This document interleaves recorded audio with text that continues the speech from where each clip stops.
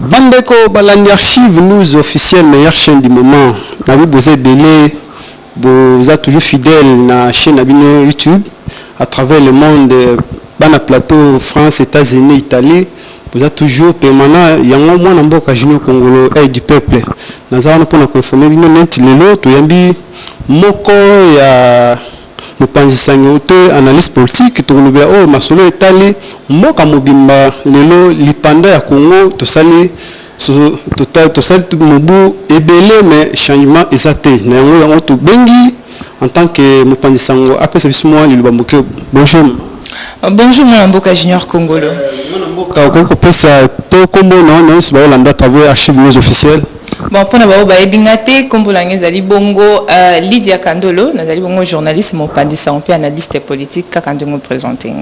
Maman Lydia Kandolo, c'est un ami qui a lelo, tout le monde, lelo, balaliboso, parce que bengue, il y a plus ou moins 2-3 semaines, on va toujours empêcher la problème de sauce parce que va jouer ce moment, mais il y a un beau Congo, lelo, tout le monde, l'ipanda à Congo, on a évité, Mobu et l'équipe, mais est-ce que au monde, l'innovation, quand il y a bon, quand on va parler en termes d'innovation, c'est un peu compliqué du fait que normalement, après le coup la montagne, après chaque année aux autres célébrer l'anniversaire nayo, faut pour nayo moment à introspection. Moment à examiner le lengenino tamboli, quels sont les objectifs que tu as vraiment atteints et quels sont les autres que tu n'as pas encore atteints. Normalement, tant mon toisa ko tambola, ndengenza sali la biso, mon toisa ko évoluer, il faudrait pour que mon évolution est à la peine à malonga, est à un sens positif, il faudrait qu'il y ait toujours un bilan. Ce que tu le bilan beaucoup on a total bilan ni tout copé ça après 61 ans. Il y a vie, tout le bas qui n'a 18 ans, nous étions assujettis à force qui a régime Kabila, en tout cas, on a fait le coup là, on peut dire ainsi. On était bon, 18 ans, après, qu'est-ce qu'il faudrait? Bon, les lots Kabila Longo, m'tendait que Tchalbiso Bakal, m'tendait qui aussi a sali voisin, le lot à Longo. Alors, toujours ça sous ba faute wana wapi to pesa ngo nani ba échec na biso po to ande ko bambela mwana mboka Kabila Kabange normalement ba ne évoluer 61 les belé oyo kayo maman be to landi e bandel petit suko bi que non moment anniversaire monsieur que faut ça bilan ko lande ça comme si moi le solo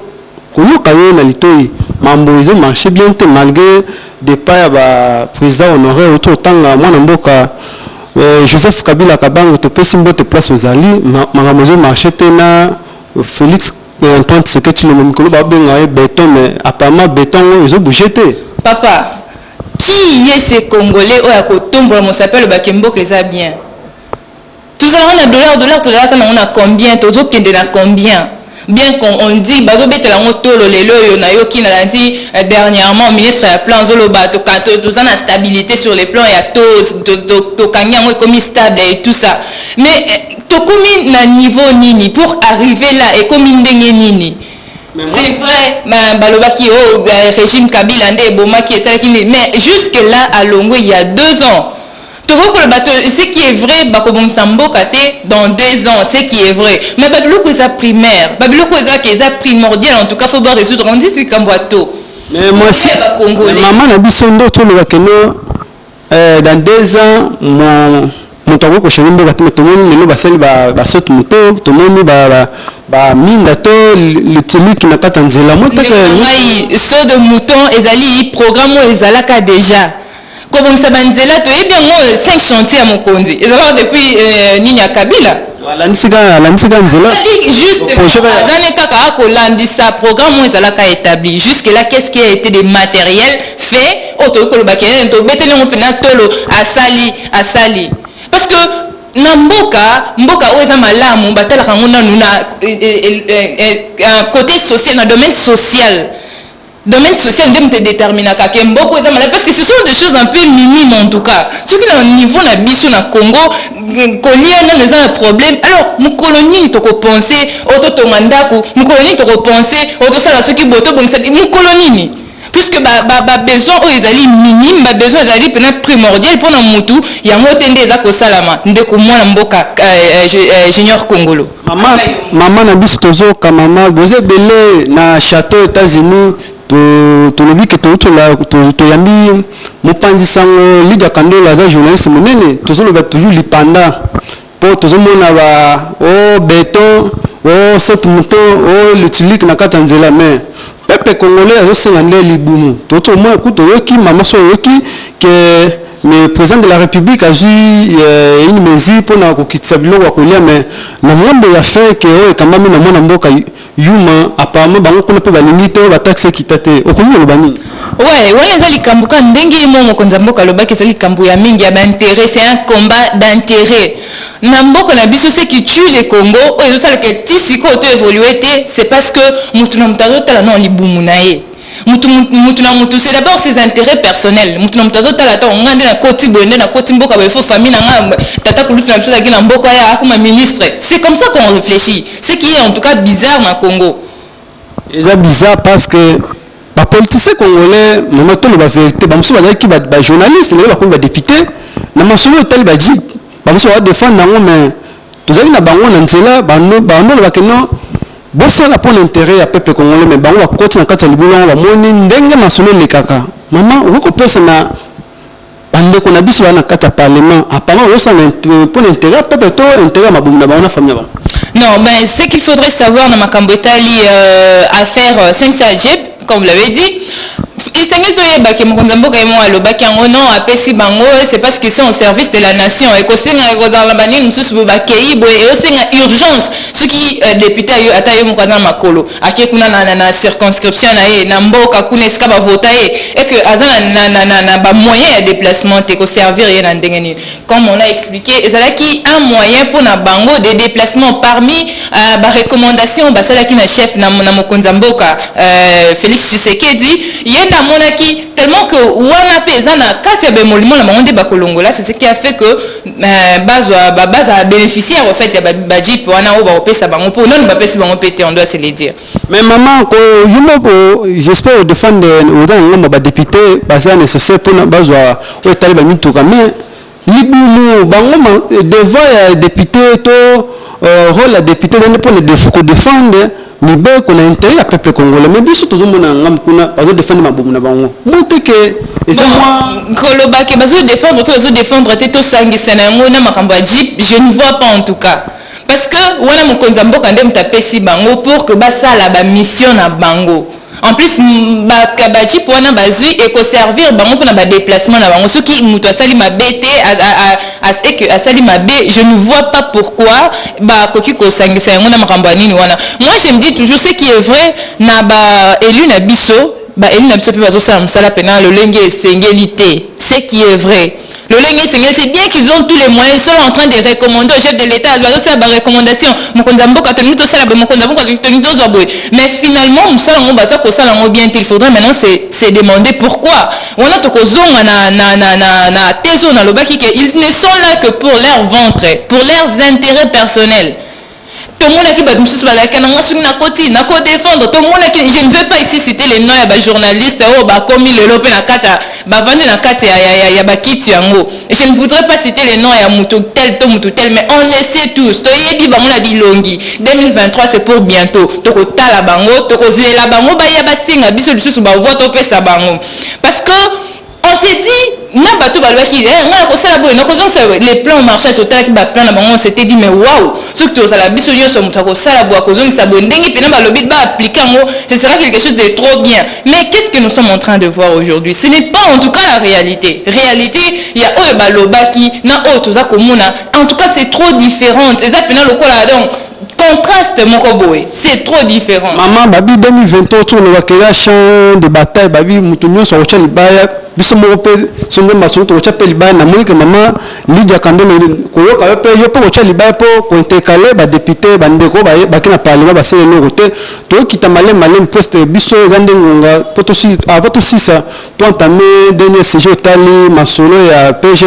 pour la cour constitutionnelle ba saisi malami bala encore o était institution sénat quand même moi na mboka modeste baati loko pe balongola humidité ya sénateur babi a détourné son bongo na ebito ko senga ba député basala nini mbala oyo ba maintenir toujours décision ba batika mwana mboka na kati ya lisanga na bango to ba liver. Moi ce que je ne comprends toujours pas, c'est que mutu oyo ebikaze asali le côté azako se reprocher na le côté. Qu'est-ce qui empêcherait que balongola ba immunité et pour ba sénateur bango baloba ki non makambona bukangalonzo et ba détournement bukangalonzo salama ki après que moi mboka matata mponyo alongwa na bokonde sika sala qu'est-ce que bana ko kambama. Mais moi je me dis si tel est le cas pour na unité ba tiki ba pesi pouvoir wana na cour de cassation pour yemoko landela makambo ngo à vérifier makambo ngo yemoko. Pourquoi est-ce qu'il ne donne pas ba pesa pouvoir wana te puisque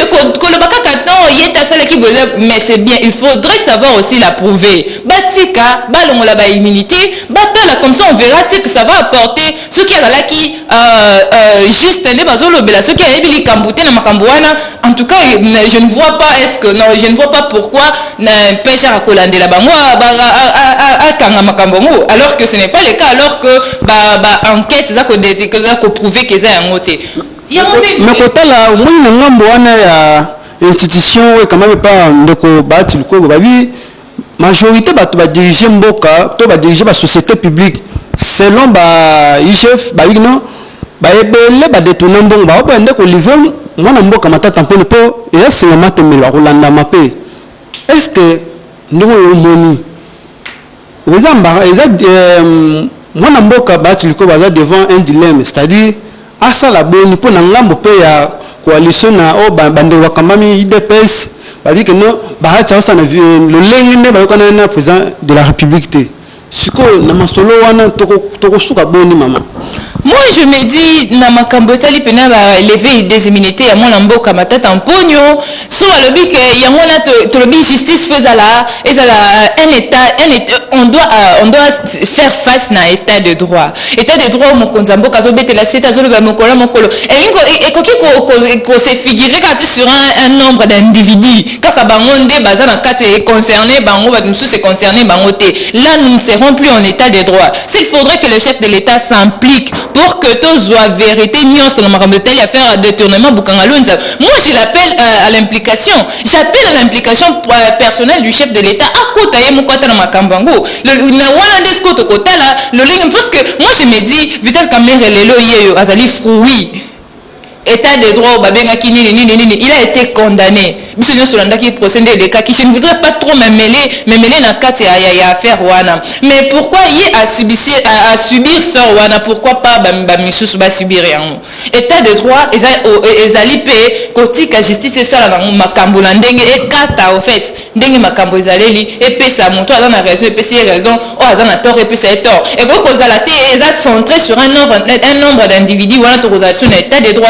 Donc s'il faudrait que les chefs de l'État s'impliquent dans ça pour que lever immunité à mon mboka matata mpogno pour que nous ayons la vérité na makambo etali détournement sur bukangalonzo, moi je l'appelle à l'implication na bengi à s'impliquer personnellement pour que tout soit éclaircissement na makambo etali détournement. Mwana mboka tokomi na suka lilobana suka onus ba olanda yo à travers archives news officielles meilleure chaîne to basé belé oza chaîne fidèle ya ba peuple congolais pe mokili mobimba lilobana suka pour nous couper ça espoir na peuple congolais. Mwana mboka likambu ya changement ya mboka congolais changement ya état na biso ndenge to saleli et ça dépendre pe kaka na biso moko.